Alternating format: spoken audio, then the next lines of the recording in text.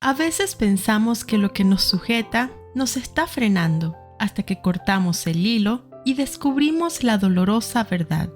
El viento soplaba con fuerza aquella tarde, pero Daniel no quería volver a casa. Había esperado toda la semana para estrenar su cometa nueva. Corrió con el carrete en la mano, dejando que el hilo se desenrollara mientras la cometa comenzaba a elevarse. Primero tembló, luego se inclinó. Después, como si encontrara su lugar en el cielo, comenzó a subir. Daniel sonrió. Cada vez que el viento soplaba más fuerte, él sentía el tirón en sus manos. A veces tenía que retroceder, a veces soltar un poco más de hilo, a veces recogerlo. Era un juego constante entre el viento y él. Pero después de unos minutos, empezó a fruncir el ceño. Si no fuera por este hilo, murmuró.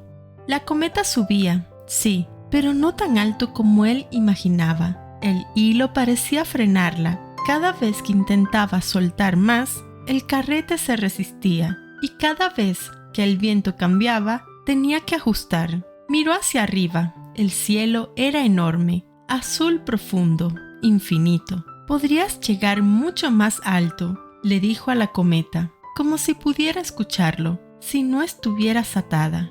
El abuelo, sentado, lo observaba en silencio.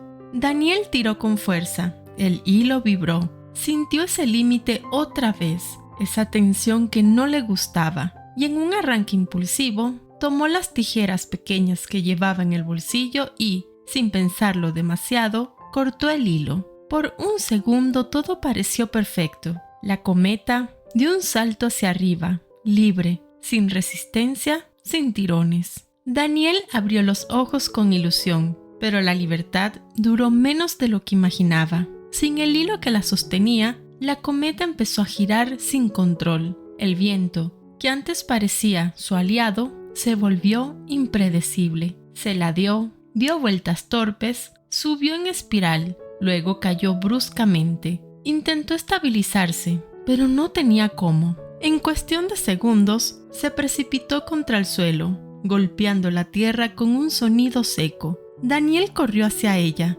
la levantó con cuidado, miró el pedazo de hilo colgando del carrete que aún sostenía en la mano. Luego miró el extremo suelto, atado a la cometa. El abuelo se acercó despacio. «Pensé que iba a llegar más alto», dijo Daniel con la voz baja. El abuelo tomó la cometa y la sacudió suavemente para quitarle la tierra. ¿Y qué pasó? Daniel tragó saliva. Se cayó. No pudo sostenerse. El abuelo sonrió con ternura. El hilo no la estaba limitando, la estaba sosteniendo. Le daba dirección, le permitía enfrentar el viento sin perder el equilibrio.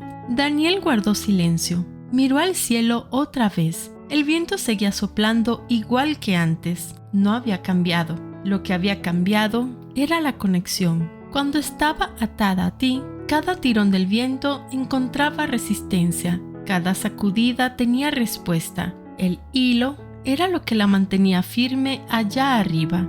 «Pensé que la libertad era no estar atada a nada», dijo Daniel. El abuelo lo miró a los ojos. A veces creemos que lo que nos sostiene nos está frenando, pero sin aquello que nos da dirección, cualquier viento nos arrastra. El abuelo comenzó a reparar la varilla con paciencia, usando un pequeño trozo de cinta que llevaba siempre consigo. Daniel observaba en silencio, pensando en todas las veces que había sentido que las reglas en casa eran demasiado estrictas, en las veces que había discutido porque no entendía ciertos no, en las ocasiones en que había pensado que obedecer era simplemente una forma de estar limitado. El viento volvió a soplar fuerte. Minutos después, la cometa estaba lista otra vez. El abuelo ató un nuevo hilo, firme, resistente. Daniel la sostuvo y, esta vez, cuando comenzó a correr, no miró el hilo con molestia.